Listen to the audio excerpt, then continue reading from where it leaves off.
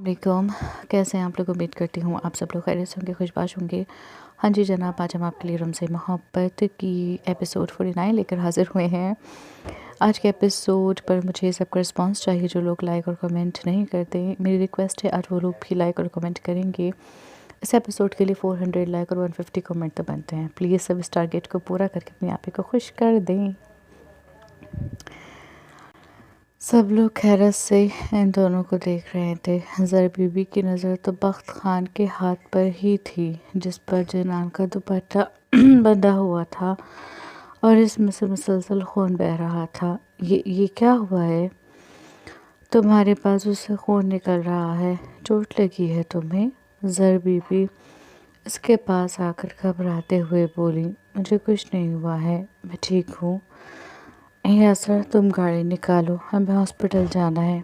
बख्त खान ने अपनी चोट की परवाह किए बगैर जनान को अपने सीने में छुपाते हुए कहा, यूसरा जल्दी से शॉल लेकर आओ। जनान का जिस्म ठंडा होता जा रहा था।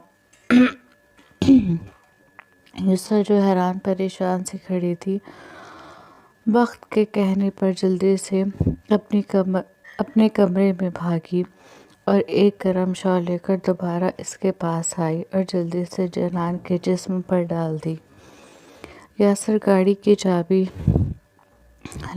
के लिए अपने कमरे की तरफ भागा। कुछ लम्हों बाद वो दोबारा इसके सामने मौजूद था। लाला, भाभी को क्या हुआ है? इसने बख्त खान के साथ हवेली से बाहर निकलते हुए पूछा। तुम बस हॉस्पिटल चलो, बख्त खान ने जवाब दिया। वो दोनों बाहर निकल गए। पीछे सब एक दूसरे को देखते रह गए। क्या हो गया है इसे? और बख्त के हाथ में चोट कैसे लगी? हबीबा बेगम ने ज़र बीबी के पास आकर पूछा। मुझे नहीं पता, इन्होंने जवाब दिया। जब से ये लड़की आई है तब से हम सिर्फ परेशान हैं। वो सर को झटकती अपने कमरे की तरफ चल दी। लगता है मरने वाली है, अना ने अहमर के कान में कहा। मर गए तो तुम्हारे लिए रास्ते खुल जाएंगे, अहमर ने कहा। अना मुस्कुराई। यही सोच रही हो ना? अहमर ने दूसरी बात की तो अना की मुस्कुराहट लम्हे में गायब हो गई। इसने एकदम अहमर को देखा। बिल्ली को ख्वाब में छींचड़े नजर आते हैं, झुककर इसके कान में कहते हुए अहमर भी अपने कमरे में चला गया। अब अहमर अना पर यूं ही कोई न कोई फिक्रा उछाल देता था, जिसे वो बड़े ज़ब्त के साथ बर्दाश्त करती थी, और सिर्फ इसलिए क्योंकि इसके पास जनान का बर्बादी नामा था। बर्बादी नामा है। मेरा भी वक्त आएगा, फिर मैं तुम्हें बताऊंगी कि मैं क्या चीज़ हूँ। सोचते हुए वो पैर पटकते अपने कमरे में चली गई। जनान, आंखें खोलो, प्लीज़ आंखें खोलो। जनान का गाल थपथपाते हुए बख्त खान बोला। इसका चेहरा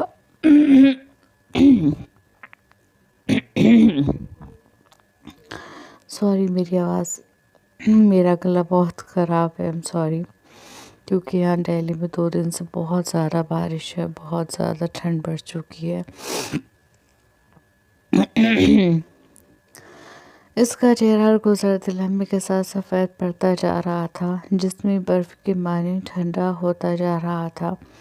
यासर, गाड़ी तेज़ चलाओ, बख्त खान ने यासर से कहा। लाला, स्नोफॉल हो रही है, मैं तेज़ गाड़ी चलाऊंगा तो गाड़ी के स्लिप होने का ख़तरा है, यासर ने कहा। वो बहुत मोहतात तरीके से गाड़ी चला रहा था। एक तो रात का वक्त था, ऊपर से बर्फबारी भी बहुत हो चुकी थी। रोड पूरी तरह बर्फ से अटे हुए थे। ज़रा सी बेहतियाती किसी हादसे को दावत दे देती। फिर भी यार जल्दी करो, बख्त खान ने कहा। इस वक्त इसे ऐसा लग रहा था जैसे जनान की जान इसकी हथेली पर रखी हो। इसने एकदम अपनी हथेली की मुट्ठी बना ली, ऐसे जैसे इसकी जान अपनी मुट्ठी में कैद कर ली हो, और अब वो कभी मुट्ठी नहीं खोलेगा। इसकी एक नज़र जनान पर थी। इसे देखते हुए बख्त खान ने اس کی پیشانی سے اپنی پیشانی ٹکا دی۔ آنکھیں کھولو پلیز، میرے ساتھ ایسا مت کرو، میں تم سے بہت محبت کرتا ہوں، تمہیں کچھ ہو گیا تو بہت مشکل ہو جائے گی زندگی میرے لیے، پلیز مجھ پر رحم کرو، آنکھیں کھول دو۔ بخت خان جھکا، اس کے کان میں سرگوشی کر رہا تھا۔ لالا بیگم جہاں ہیں، یہاں سے سب سے پاس پارس ہاسپٹل ہے، وہیں چلیں؟ یاسر نے پوچھا۔ ہاں، بخت خان نے ایک لفظی جواب دیا۔ ٹھیک ہے، بس کچھ منٹ اور، یاسر نے کہا اور کار کی تھوڑی اسپیڈ بڑھا دی۔ قریب 15 منٹ بعد وہ لوگ پارس ہاسپٹل، جو کہ ایک پرائیویٹ ہاسپٹل تھا، اس کے باہر موجود تھے۔ ہاسپٹل کے باہر گاڑی روک کر یاسر جلدی سے باہر نکلا اور گاڑی کا پچھلا دروازہ کھول کر بخت خان کو نکلنے کا راستہ دیا۔ بخت خان گاڑی سے نکلا اور بھاگتا ہوا ہاسپٹل کے اندر چل دیا۔ وہ اسے لے کر ہاسپٹل کے کوریڈور میں بھاگ رہا تھا۔ وہ ابھی بھی یونیفارم میں تھا۔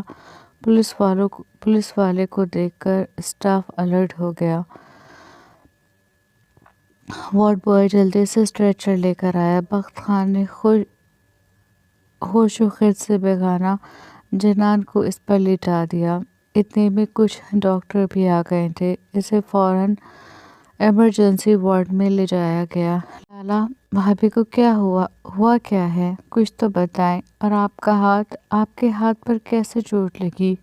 کیا ہوا ہے؟ یاسر نے پریشانی سے پوچھا۔ کچھ نہیں ہوا ہے یار، بس دعا کرو وہ ٹھیک ہو جائے، بخت خان نے دونوں ہاتھ میں اپنے سر کو تھامتے ہوئے کہا۔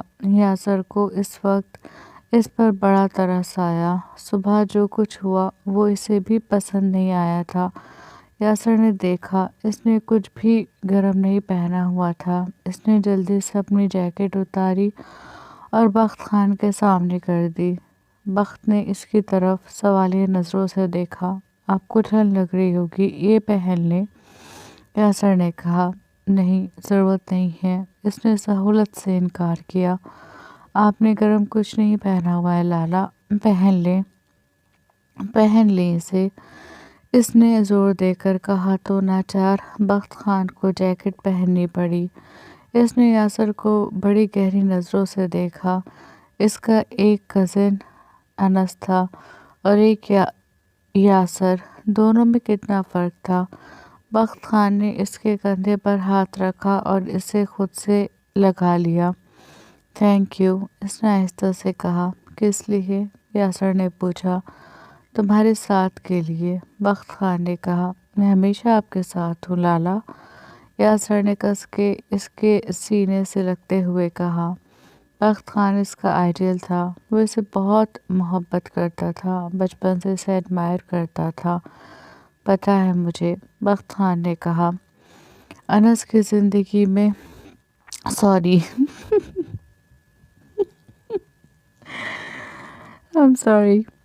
انسان کے زندگی میں دو صورتیں اس کی زندگی بدل دیتی ہیں، ایک اپنوں کا ساتھ ہونا اور ایک اپنوں کا دھوکہ دینا۔ کسی نے اسے دھوکہ دیا تو کوئی اس کے ساتھ بھی تھا۔ آپ بے فکر رہیں، بھابھی بالکل ٹھیک ہو جائیں گی، اور پلیز اب اپنا ہاتھ بھی دکھا لیں، یاسر نے کہا۔ وہ ٹھیک ہو جائے گی اس کے بعد، وہ ٹھیک ہو جائے اس کے بعد، بخت خان نے کہتے ہوئے دیوار سے ٹیک لگا لی۔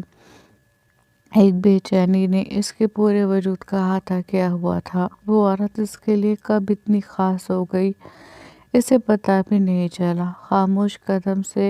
خاموش قدموں سے چل کر اس کے دل میں آ گئی، اس کا سکون بن گئی، اور اسے پتہ ہی نہیں چلا۔ یسریٰ کا فون آ رہا ہے لالا، یاسر نے اپنا فون اس کی طرف بڑھاتے ہوئے کہا۔ تم بات کر لو یار، مجھ سے بات نہیں ہوگی، اس نے تھکے ہوئے انداز میں کہا۔ ٹھیک ہے، کہہ کر اس نے فون آن کر کے کان سے لگا لیا۔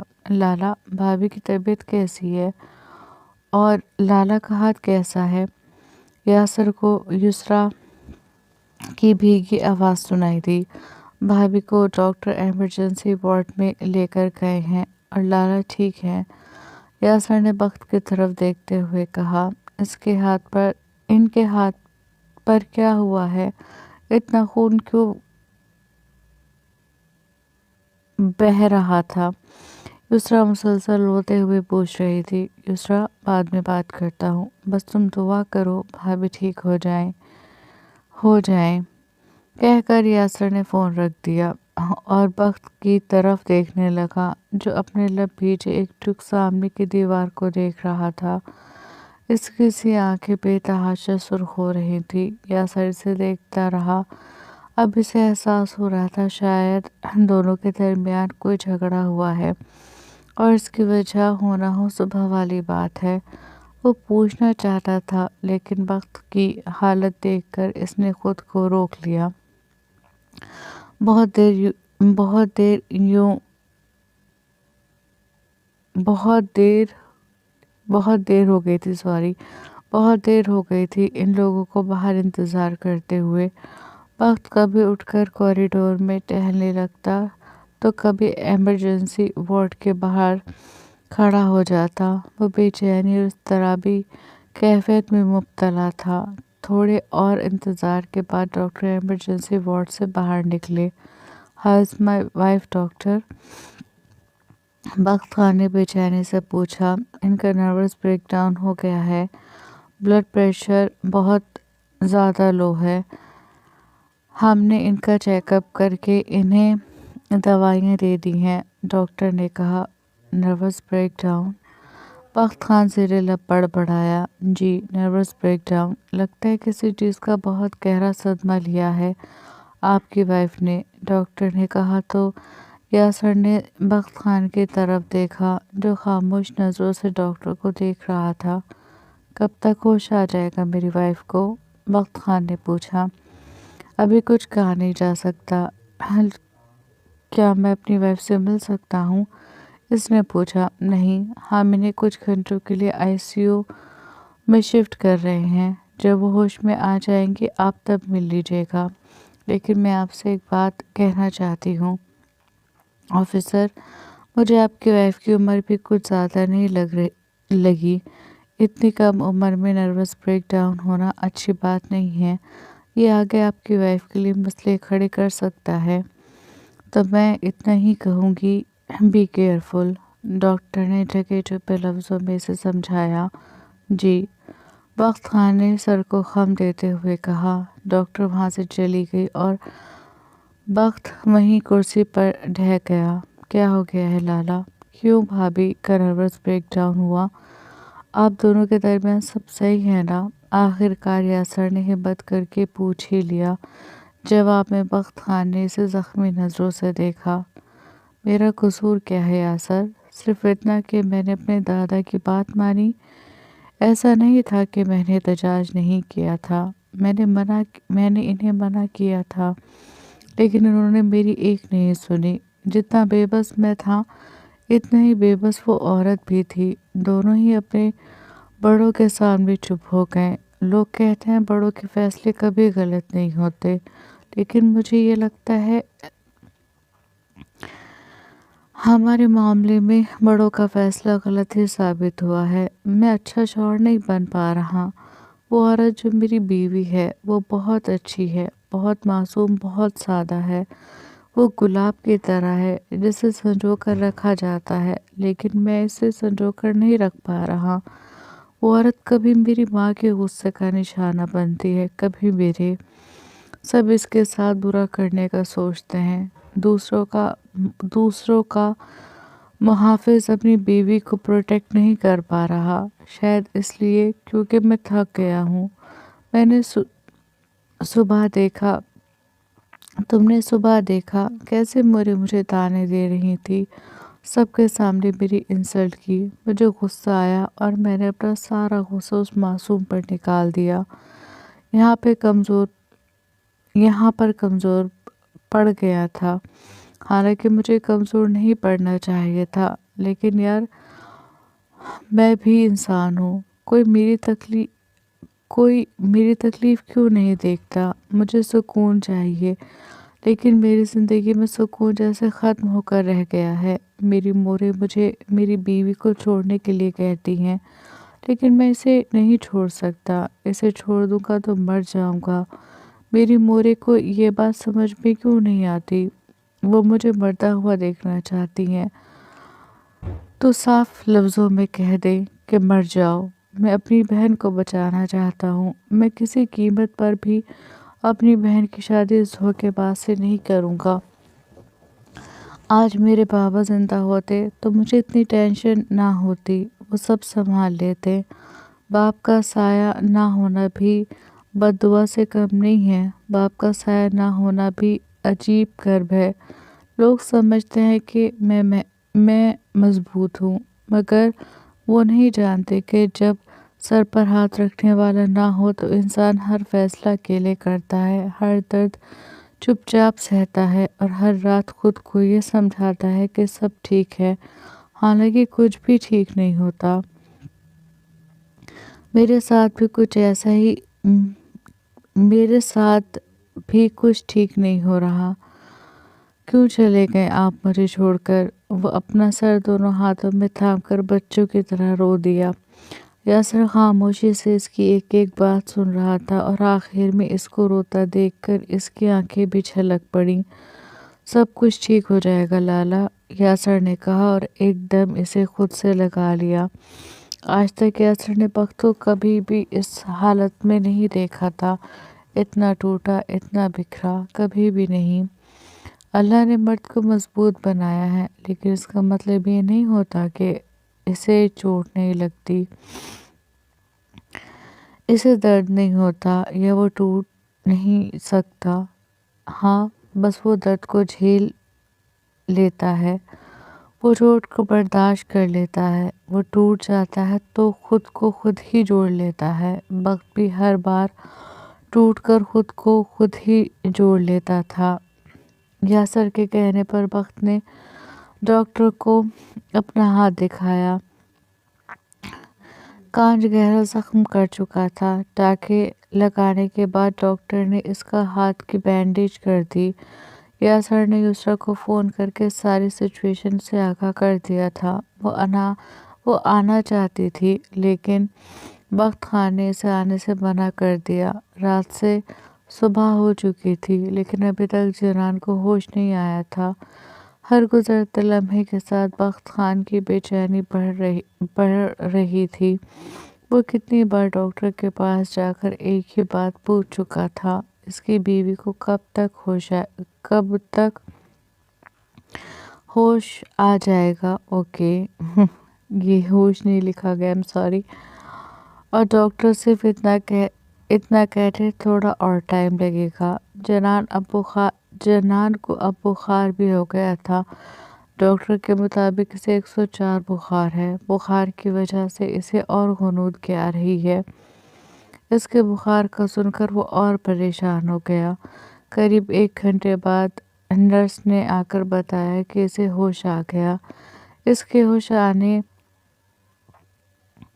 کی خبر سن کر بخت خان نے سکون کا گہرا سانس لے کر آسمان کی طرف دیکھا اور اپنے اللہ کا لاکھ لاکھ شکر ادا کیا۔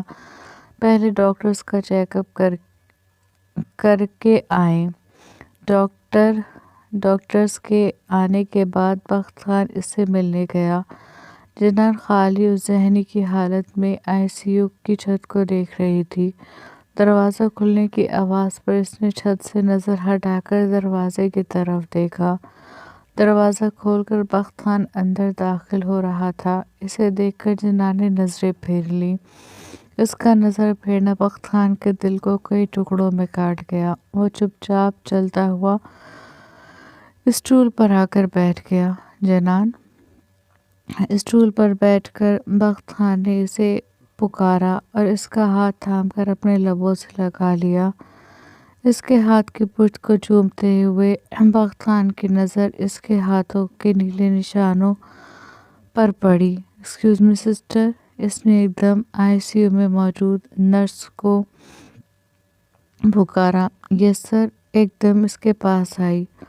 یہ نیلے نشان کیسے ہیں؟ وہ پریشان ہو کر بولا۔ اس کے سفید ہاتھ پر بڑے بڑے نیل کے نشان تھے، ایسے جیسے کسی نے مارا ہو۔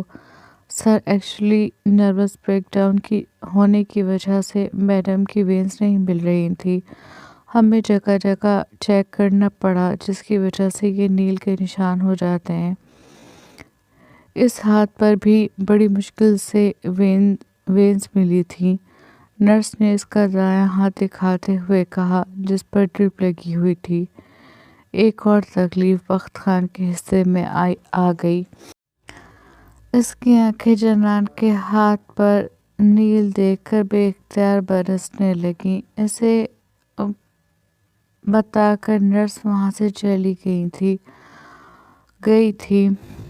بخت خان نے اس کے ہاتھوں کو تھام کر پہلے اپنے ہونٹوں پھر اپنے ماتھے سے لگا لیا۔ اسے ابھی بھی بہت تیز بخار تھا، اس کا وجود بخار کی تپش سے جل رہا تھا۔ جنان، بخت خان نے اسے پھر آواز دی۔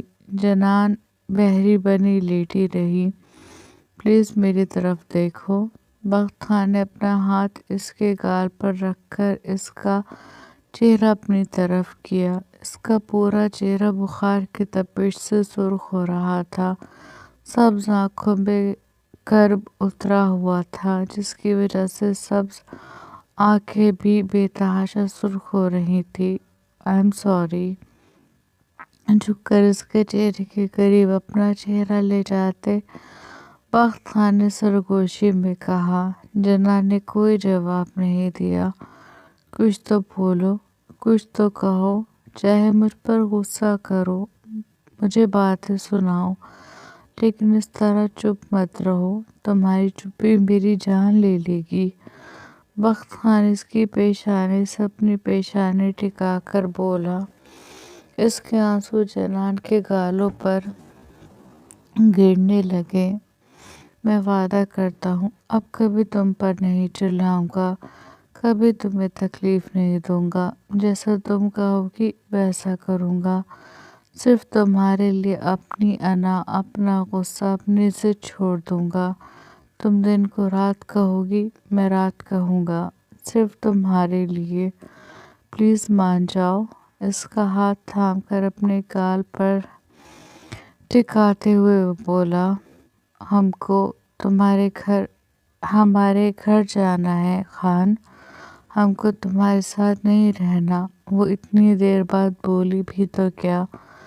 بخت خان نے تڑپ کر اسے دیکھا۔ نہیں، کبھی نہیں، میں تمہیں خود سے دور نہیں جانے دوں گا۔ بخت خان نے ایک دم اسے اپنے باہوں میں بھرتے ہوئے کہا۔ بخت خان نے اتنی کس کے اس کے نازک وجود کو اپنے حصار میں جکڑا تھا کہ جنان کو لگا اس کی پسلیاں ٹوٹ جائیں گی۔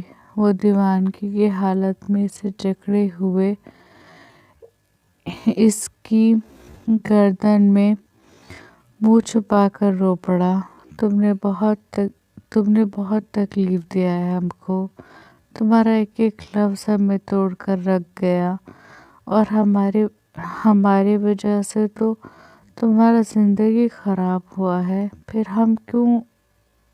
ہم کو جانے کیوں نہیں دے رہا؟ وہ روتے ہوئے بولی، I am sorry, I am really very sorry. وہ پھر معافی مانگنے لگا۔ اچھا، ایک ڈیل کرتے ہیں، اگر آئندہ میں نے تمہیں کچھ کہا، تم پر چڑھایا، تو تم بے شک مجھے چھوڑ کر چلی جانا۔ ایک موقع تو دے سکتی ہو مجھے؟ اس کی گردن سے چہرہ نکال کر بخت خان بولا۔ جنان خاموش رہی۔ اس کی خاموشی کو ہاں سمجھ کر بخت خان خوش ہو گیا، لیکن اس کی اگلی بات پر اس کی خوشی کافور ہو گئی۔ ہم کو نہیں رہنا تمہارے ساتھ، جنان نے کہا۔ تم مت رہو، میں رہ لوں گا تمہارے ساتھ۔ ہم کو نفرت ہے تم سے، مجھے محبت ہے تم سے، ہم تمہارا شکل بھی نہیں دیکھنا چاہتا۔ وہ سسکی لیتے ہوئے بولی، और मैं तुम्हें देखे बिना एक पल नहीं रह सकता। दिल की गहराइयों से एतराफ़ किया गया। चले जाओ यहाँ से, इसने नज़र चुरा कर कहा। बख्त खान ने सर झुकाया और इसकी तरफ देखा। खातून, गौर से देखो मेरी आंखों में। तुम्हें लगता है मैं तुम्हें यहाँ से लिए बगैर चला जाऊँगा? बख्त खान ने इसकी आंखों में झांकते हुए कहा। जनान ने अपना रुख बाएं तरफ कर लिया। आगे इसे कुछ ना कहते देखकर बख्त खान मुस्कुराया, फिर बेहद नरमी से इसका चेहरा अपनी तरफ मोड़ा और अपना चेहरा इसके चेहरे के करीब कर लिया। जनान के चेहरे की तपिश बख्त खान को अपने चेहरे पर महसूस होने लगी। इसे बुखार इतना तेज था कि इसके होंठ भी जल रहे थे। बख्त खान चुप-चुपाई आंखों से इसको देखता रहा, फिर बड़ी नरमी से इसके लबों पर अपने लब रख दिए। इसके लब बुखार की तपिश से जल रहे थे, जबकि बख्त खान के लब बर्फ की मानी ठंडे हो रहे थे। इसके होठों का ठंडा लम्स जनान के जलते लबों को जैसे सुकून बख्शने लगा था। जनान ने गहराई से अपनी आंखें बंद कर लीं। इसके लबों को चूमकर बख्त खान इसके चेहरे के एक एक नक्कूश को चूमने लगा। प्यार करती हो मुझसे? बड़ी नरमी से इसकी हथेली को सहलाते हुए पूछा। जनान ने नफी में सर हिला दिया। इसके इनकार पर बख्त खान मुस्कुराया। कोई बात नहीं, करने लगोगी। तुम्हें इतनी मोहब्बत दूंगा कि तुम खुद मुझसे प्यार करने लगोगी, प्यार करने पर मजबूर हो जाओगी। वालिहाना नजरों से इसे देखते हुए बख्त खान बोला। इसके चेहरे पर थकन के आसार नुमाया थे। इसकी आंखें रत जगह की चुगली खा रही थी। वो बिखरा बिखरा सा इसके सामने था। जनान की आंखें इसकी हालत देखकर नम हो गई। फिर इसकी नज़र बख्त खान के बाजू पर पड़ी। इसने यासर की जैकेट पहनी हुई थी। जनान ने अपना हाथ इसके बाजू पर रखा और फिर इसकी तरफ देखा। कुछ नहीं हुआ है, मैं ठीक हूँ, बख्त खान ने कहा। फिर इसकी नज़र बख्त खान के गाल पर पड़ी। इसके देखने के अंदाज पर बख्त खान हंस पड़ा। यहाँ भी कुछ नहीं हुआ, अलबत्ता तुम्हारे नाजुक हाथों को तकलीफ ज़रूर हुई होगी।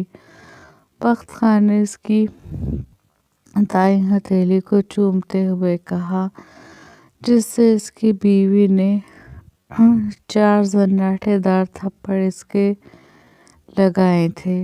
वैसे एक बात बताऊं, तुम्हें मुझे मारकर सुकून मिला था? इसने कुछ शरारत से पूछा। कुछ लम्हे जनान खामोश रही, फिर हाँ में सर हिला दिया। खातून का सुकून सलामत रहे। थप्पड़ खाने के लिए शौहर के गाल बहुत। बख्त खान ने फिर अपना गाल पेश खिदमत करते हुए कहा तो जनान ने इस पर से नज़र हटा ली। कसम से, जितना मारना चाहो मार लेना, मना नहीं करूँगा। तुमको दर्द नहीं हुआ था? इसने बड़ी मासूमियत से पूछा। बख्त खान खामोश रहा। अब इसे क्या बताता। जितनी तेज थप्पड़ इसने मारा है, इससे ज़्यादा तेज तो यार दोस्त एक दूसरे को मजाक में मार देते हैं। कोई बात नहीं, तुम्हें सुकून मिल गया ना? तुम्हारा सुकून ज़्यादा ज़रूरी है। इस पर एहसान करता वो बोला। ठीक है, वो भी एकदम मान गई। बख्त खान ने हैरानी से इसे देखा। सॉरी नहीं बोलोगी? फिर इसने पूछा। तुम चाहता है हम तुमसे सॉरी बोले? वो बोली। कुछ लम्हे बख्त खान इसे देखता रहा, फिर नफी में सर हिला दिया। क्या करूँगा तुमसे सॉरी सुनकर? अना को तस्कीन थोड़ी मिलेगी, उल्टा अपनी नज़रों में गिर जाऊंगा। प्यार से इसके बालों में हाथ फेरते हुए इसने कहा। वो इसे मोहब्बत पाश नज़रों से देख रहा था जब दरवाज़ा खोलकर नर्स दाखिल हुई। इसके हाथ में जनान का ब्रेकफास्ट था।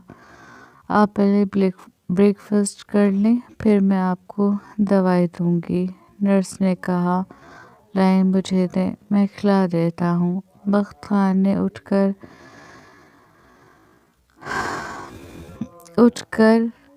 इस नर्स उठकर इस नर्स क्रंस लिखा गया, नर्स के हाथ से ट्रे ली। नर्स ने बेड को ऊंचा कर दिया। इसके बाद बख्त खान ने जनान को ब्रेकफास्ट कराया। ब्रेकफास्ट के बाद नर्स ने इसे मेडिसिन खिलाई। दवाई खाने के कुछ देर बाद वो फिर सो गई। घर से दुनिया दिखावे के लिए ही सही, लेकिन सब लोग इसे मिलने आए थे। बस दारजी, समदा बेगम और इसरा को जनान की तकलीफ से तकलीफ हुई थी। बाकी किसी को कोई फर्क नहीं पड़ा था। जर बीबी तो बख्त खान के हाथ का ही पूछती रही, जिस पर इसने सिर्फ इतना कहा था कि इसको चोट लग गई। और जब सबने जनान का पूछा तो उसने ये बताया कि इसको बुखार हो रहा था, जिसकी वजह से वो बेहोश हो गई। इन दोनों के दरमियान क्या हुआ वो इन सब में से किसी से डिस्कस नहीं करना चाहता था। यासर को भी इसने इतना ही बताया था कि इसने जनान पर गुस्सा किया था, जिसकी वजह से इसकी ये हालत हो गई। 2 दिन बाद जनान को हॉस्पिटल से छुट्टी मिल गई थी। इन 2 दिनों में बख्त खान ने बच्चों की तरह इसका ख्याल रखा था। वो इससे बातें करता, लेकिन वो जवाब देने की बजाय खामोशी से इसे सुनती रहती। बख्त खान को पता था वो अब भी इससे नाराज है। वो इसे मनाने की हर चंद कोशिश कर रहा था और इसे यकीन था वो बहुत जल्द मान जाएगी। अगर वो इतनी नाराज थी तो ये इसका हक बनता था। इसने क्या दिया था इन 4 महीनों में इसे? तकलीफ, अजियत, आंसू। इसके अलावा कुछ भी तो नहीं। लेकिन अब वो इसे खुश रखेगा, बहुत खुश। जैसा वो कहेगी वैसा करेगा। इसने अपनी आना का परचम झुका लिया था। इसने कहा था जिस रोज़ इसे जनान से मोहब्बत होगी वो घुटनों पर आ जाएगा। वो घुटनों पर आ गया था। और बख्त खान का मोहब्बत में डूबना सबने देख लिया था। कुछ खुश थे तो कुछ के दिलों पर सांप लौट रहे थे। जनान ने जब अपने कमरे में कदम रखा तो वो कुछ हैरान हुई। इसका कमरा पहले जैसी हालत में था। लग ही नहीं रहा था कि 2 दिन पहले यहाँ पर एक क़यामत गुजरी थी। सब कुछ वैसा था, बस एक चीज़ बदल गई थी और वो थी बेड ग्राउंड के ऊपर लगी तस्वीर। जनान ने इस तस्वीर को देखा, फिर बख्त खान को। अच्छी नहीं लगी? बख्त खान ने पूछा। जनान ने कोई जवाब नहीं दिया। इसने फिर इस तस्वीर को देखा। वो तस्वीर तब की थी जब वो दोनों बर्फबारी का मज़ा लेने अपने घर से बाहर निकले थे। इस तस्वीर में दोनों के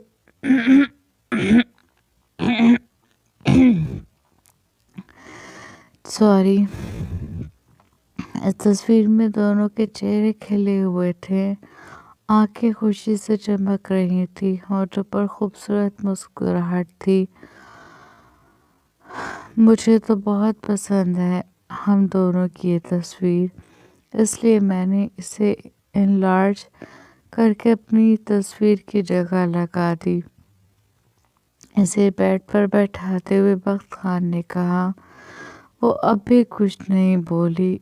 खाने में क्या खाओगी? इसे बैठाकर इसके पैरों पर कंफर्टर डालते हुए बख्त खान ने पूछा। कुछ भी, इसने आहिस्ता से कहा। मैं तुम्हारे लिए चिकन कॉर्न सूप बनाऊं? मैं बहुत अच्छा बनाता हूँ, इसने कहा और बिना इसका जवाब सुने कमरे से निकल गया। इसके कमरे से निकलते ही जनान ने पलटकर दोनों की तस्वीर को देखा और फिर उठकर इस तस्वीर पर हाथ फेरने लगी। वो वाकई बहुत खूबसूरत तस्वीर थी। इस तस्वीर को देखते जनान के होठों पर मुस्कुराहट आ गई। ये पहली मुस्कुराहट थी जो इन 3 दिनों में इसके होठों पर आई थी। इस तस्वीर को जी भर के देखने के बाद वो दोबारा बेड पर बैठ गई। कुछ देर बाद बख्त खान इसके लिए सूप बना कर ले आया। ट्राई करके बताओ कैसा बना है? चम्मच भर के सूप इसके होठों की तरफ ले जाते हुए बख्त खान ने कहा। जनान ने सूप पीकर बस सर को खम दे दिया। चलो, शुक्र है तुम्हें पसंद तो आया, इसने मुस्कुरा कर कहा और फिर इसे सूप पिलाने लगा। हम खुद पी लेगा? इसने बख्त खान के हाथ से चम्मच लेने की कोशिश करते हुए कहा। नहीं, मैं खुद पिलाऊंगा, बख्त खान ने कहा। वो पिछले 2 दिन से इसे अपने ही हाथों से खिला रहा था। तुम्हारे बाल सुलझा दूं? सूप पिलाने के बाद इसने जनान के बालों पर हाथ फेरते हुए कहा। तुम हमको हेयर ब्रश दे दो, हम खुद सुलझा लेगा, इसने आहिस्ता से कहा। नहीं, मैं सुलझा दूंगा, तुम्हारे हाथों में तकलीफ हो रही होगी, बख्त खान ने कहा। नहीं, हमको कोई तकलीफ नहीं हो रहा, जनान बोली। इसे सच में तकलीफ नहीं हो रही थी, लेकिन बख्त खान को लग रहा था जैसे नील के निशानों में से तकलीफ हो रही है।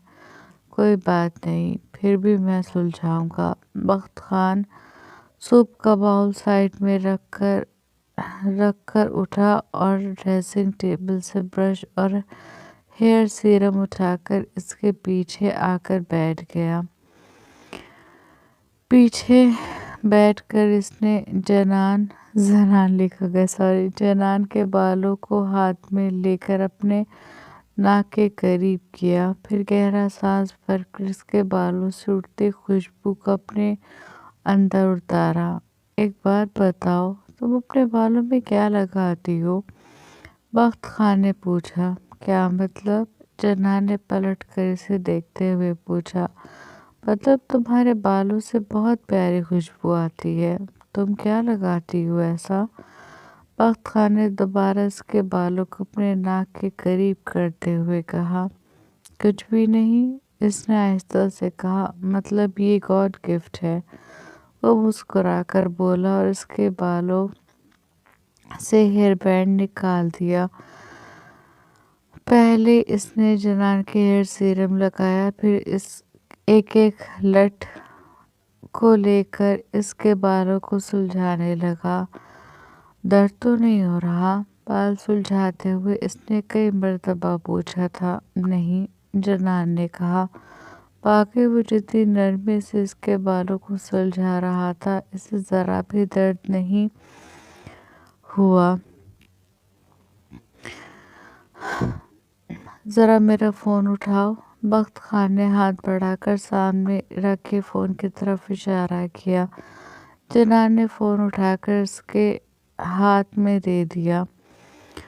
बख्त खान ने फोन ऑन करके यूट्यूब खोला और इस पर चूड़ी कैसे बनाते हैं, बांधते हैं वीडियो देखने लगा। जनान ने एक लड़की की आवाज़ पर जो चोटी बांधना सिखा रही थी मुड़कर बख्त खान को देखा। मुझे चोटी बांधनी नहीं आती इसलिए यूट्यूब पर देख रहा हूँ। इसके देखने पर बख्त खान ने सफाई पेश की, हम खुद बांध लेगा, तुम छोड़ दो। जनान ने इसके हाथ से अपने बालों को निकालते हुए कहा, मैं कर रहा हूँ ना, छोड़ो। इसके हाथ हटाकर बख्त खान ने कहा और फिर जैसे जैसे वो लड़की बताती रही वैसे वैसे वो जनान की चोटी बांधता रहा। अरे ये तो बहुत आसान है, चोटी बांध कर इसने कहा। जनान को समझ में नहीं आ रहा था वो बख्त खान के इस एफर्ट पर क्या रद्द अमल थे। वो शख्स उसकी समझ से बालातर था। वो मौसमों की तरह था, कभी सख्त धूप कभी नरम छाँव। अब तुम सो जाओ, मुझे ड्यूटी पर जाना है, शाम में मुलाकात होती है। इसे लिटाकर इसका माथा चूमते हुए बख्त खान ने कहा और चेंज करने ड्रेसिंग रूम में चला गया। आधे घंटे बाद वो ड्यूटी पर जाने के लिए बिल्कुल तैयार था। मैं बुआ से कह दूंगा तुम्हारे खाने का ख्याल रखेंगी और युसरा से भी फ़ोन पर कह दूंगा, वो कॉलेज से आकर तुम्हारे पास ही रहेगी। 11 तो बज गए हैं, 1 बजे तक वो आ जाएगी, तब तक तुम सो जाओ, ठीक है। वो बच्चों की तरह से समझाता हुआ बोला। जनान ने आहिस्ता से सर को खम दिया। वेरी गुड बच्चा, बख्त खान ने कहा और झुककर इसके लबों को चूमकर पीछे हो गया। I love you. फिर मोहब्बत का इजहार करके वो कमरे से निकल गया।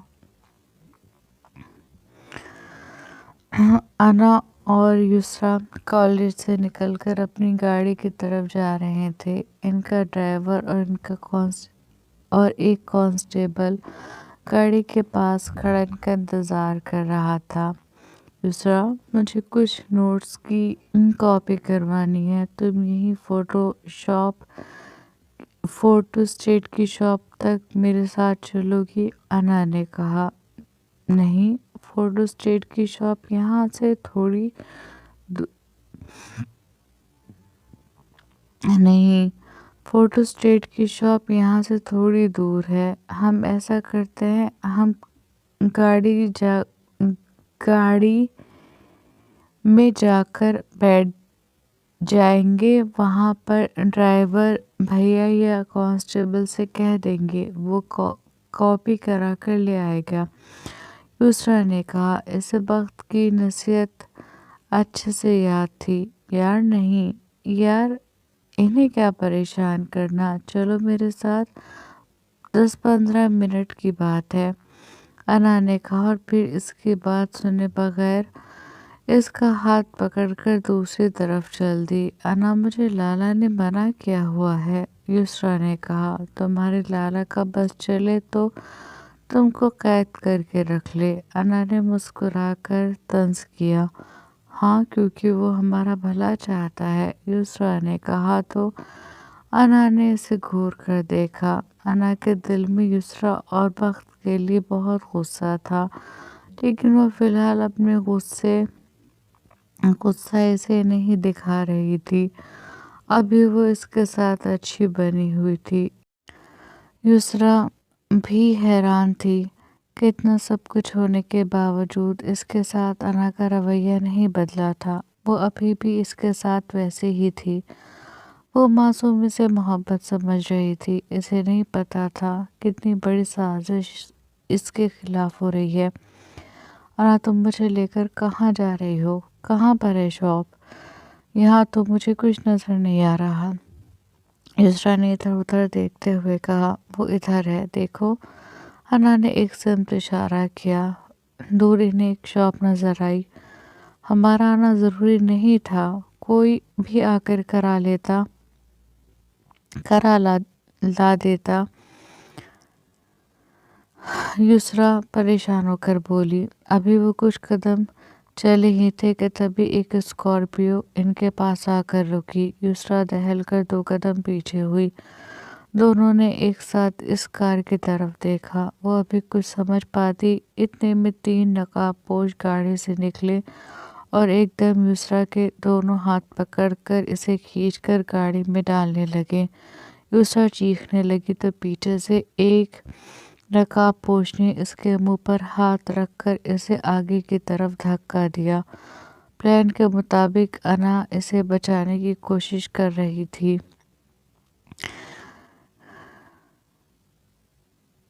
चीख भी रही थी, मदद की गुहार भी लगा रही थी, लेकिन वो इस वक्त जहाँ थी वहाँ पर इस आसपास कोई नहीं था। इन्होंने अना को धक्का देकर एक तरफ गिराया। इसमें अना के चोट भी आई। इसे धक्का देकर वो युसरा को गाड़ी में डालने लगे। इसने बचने की बहुत कोशिश की।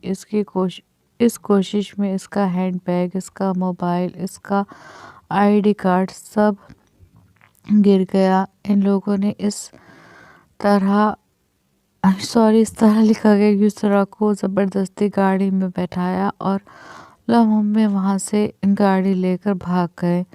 वो चीखती रही, चिल्लाती रही, लेकिन वो लोग बाहर बहरे बने रहे। काम हो गया लाला, वो लोग इसे ले गए। अना ने इसके जाते ही अनस को फ़ोन करके बताया। वेरी गुड, किसी ने देखा तो नहीं? नहीं। और तुम ठीक हो? अनस ने पूछा। हाँ मैं ठीक हूँ, बस थोड़ी चोट आई है। कमीनों ने मुझे भी ज़ोर से धक्का देकर गिराया है। अना ने गुस्से से कहा। कोई बात नहीं, तुम्हारे पास तुम्हारी चोट प्रूफ है कि तुमने इसे बचाने की कोशिश की थी। अनस ने खबासत से कहा और फ़ोन काट दिया।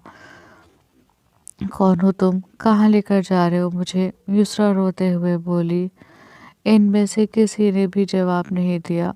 वो खौफ से इन चारों नकाबपोश को देख रही थी, जिनमें से एक गाड़ी चला रहा था, एक पैसेंजर सीट पर बैठा था और 2 ने इसको पकड़ा हुआ था। छोड़ दो मुझे, प्लीज़ छोड़ दो, मैंने क्या बिगाड़ा है तुम्हारा? वो रो रही थी। बचाओ, somebody हेल्प मी, वो चीख रही थी, लेकिन इसकी चीख सुनने वाला कोई नहीं था। वो कार साउंड प्रूफ थी और शीशे भी टिंटेड थे। प्लीज़ छोड़ दो मुझे, अगर मेरे लाला को पता चल गया तो तुम्हें ज़िंदा नहीं छोड़ेंगे, वो रोते हुए बोली। इस बात पर वो चारों हंसने लगे। इनके हंसने पर युसरा का खून खुशक हो गया। वो घबराकर चारों को देख रही थी। नकाब में से इन चारों की सिर्फ आंखें चमक रही थी, जिनमें से वहशत और खबासत टपक रही थी। अल्लाह प्लीज़ मेरी मदद करें, अल्लाह, रोते हुए इसने सर झुका लिया। सर झुकाते ही इसकी नज़र पैसेंजर सीट पर बैठे नकाबपोश के थाइस पर रखी पिस्टल पर पड़ी। वो बड़े रिलैक्स अंदाज में पिस्टल अपनी थाइस पर रखे बैठा था। युसरा ने एकदम हाथ बढ़ाकर पिस्टल उठाई और बिना देखे, बिना सोचे समझे ड्राइविंग कर रहे नकाबपोश पर चला दी। गोली इस नकाबपोश के बाजू पर लगी। इसके गोली लगते ही इसके हाथ से स्टीयरिंग छूट गया। गाड़ी लड़खड़ा गई। वो कुछ समझ पाते इससे पहले युसरा ने दूसरी गोली बराबर में बैठे लड़के के पैर पर मारी। वो दर्द से बिलबिला उठा। जैसे ही वो झुका, युसरा ने गाड़ी का दरवाज़ा खोला और इसे धक्का देकर खुद भी चलती गाड़ी से कूद गई। नीचे खाई थी, वो मर जाएगी इसने नहीं सोचा था। इसे सिर्फ अपनी इज्जत की परवाह थी। इसे अपनी इज्जत बचानी थी, चाहे इसके लिए इसे अपनी जान ही क्यों न देनी पड़ती। शुक्र था कि वो खाई में नहीं गिरी थी। ड्राइविंग कर रहे नकाबपोश ने जैसे तैसे करके गाड़ी रोकी। اور گاڑی سے نکل گیا۔ اس کے ساتھ ساتھ وہ لوگ بھی گاڑی سے نکل گئے۔ ایک کا پیر زخمی تھا، ایک کا بازو، لیکن اس کے باوجود وہ یسریٰ کی طرف لپکے۔ یسریٰ انہیں اپنی طرف آتے دیکھ کر جلدی سے اٹھی اور اندھا دھند بھاگنے لگی۔ اسے نہیں پتا تھا وہ کہاں جا رہی ہے، اسے بس اپنی عزت بچانی تھی۔ وہ بھاگتے بھاگتے چنار کے پیڑوں سے گزرتی ایک بستی کی طرف چل دی۔ وہ بار بار پیچھے مڑ کر دیکھ رہی تھی۔ وہ لوگ بھوکے کتوں کی طرح اس کے پیچھے بھاگ رہے تھے۔ اس کمینی کے اندر اتنی ہمت کہ اس نے ہم پر گولیاں چلائیں، اسے نہیں چھوڑنا۔ جس کے ہاتھ پر گولی لگی تھی وہ نقاب پوش غصے سے بولا۔ یسریٰ روتے ہوئے بھاگ رہی تھی، بار بار اس کی آنکھوں کے سامنے دھند چھا رہی تھی جسے وہ صاف کرتی اللہ سے مدد کی گہار لگا رہی تھی۔ اس نے پھر پیچھے مڑ کر دیکھا، وہ لوگ اس سے بہت قریب آ چکے تھے۔ اس نے سامنے دیکھا اور تیزی سے بھاگنے لگی، اور اسی پل وہ کسی کے سینے سے جا کر بری طرح ٹکرائی۔ وہ جو کوئی بھی تھا، اس کے چٹانی سینے سے ٹکرا کر یسریٰ لڑکھڑا گئی۔ وہ گرنے والی تھی، لیکن مقابل نے اپنی باہوں کا سہارا دے کر اسے گرنے سے بچا لیا۔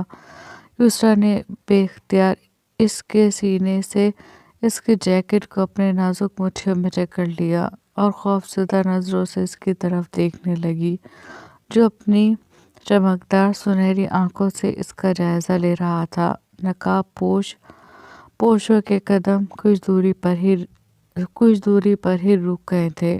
جاری ہے۔ سب اچھا رسپانس دیں گے، لائک شیئر کمنٹ کریں گے، اور جنہوں نے سبسکرائب نہیں کیا سبسکرائب کریں۔ ملتے ہیں نیکسٹ ایپیسوڈ میں۔ اپنا دھیان رکھیے گا، اپنوں کا دھیان رکھیے گا۔ اللہ حافظ۔